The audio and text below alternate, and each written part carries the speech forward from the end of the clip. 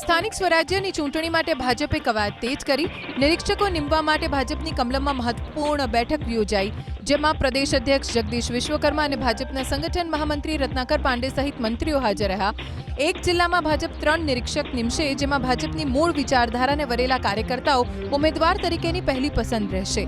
ઉમેદવાર પસંદગી માટે નિરીક્ષક તરીકે જનારા હોદ્દેદારોને ભાજપ અધ્યક્ષે સ્પષ્ટ સૂચના આપી છે. જેમને નિરીક્ષક તરીકે નીમવાના છે તેમને અધ્યક્ષ અને સંગઠન મહામંત્રીએ માર્ગદર્શન પણ આપ્યું. સાથે ઉમેદવાર પસંદગી વખતે કઈ કઈ બાબતો ધ્યાનમાં રાખવી તે અંગે સૂચના અપાઈ.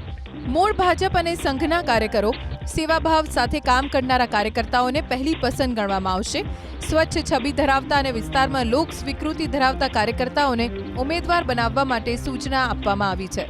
સ્થાનિક સ્વરાજ્યની ચૂંટણી માટે ભાજપે કવાયત તેજ કરી નિરીક્ષકો નીમવા માટે ભાજપની કમલમમાં મહત્વપૂર્ણ બેઠક યોજાઈ, જેમાં પ્રદેશ અધ્યક્ષ જગદીશ વિશ્વકર્મા અને ભાજપના સંગઠન મહામંત્રી રત્નાકર પાંડે સહિત મંત્રીઓ હાજર રહ્યા.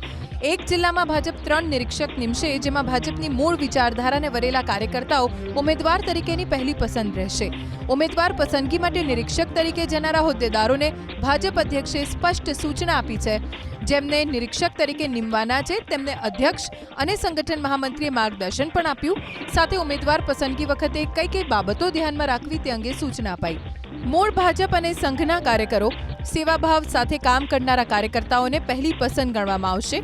સ્વચ્છ છબી ધરાવતા અને વિસ્તારમાં લોક સ્વીકૃતિ ધરાવતા કાર્યકર્તાઓને ઉમેદવાર બનાવવા માટે સૂચના આપવામાં આવી છે.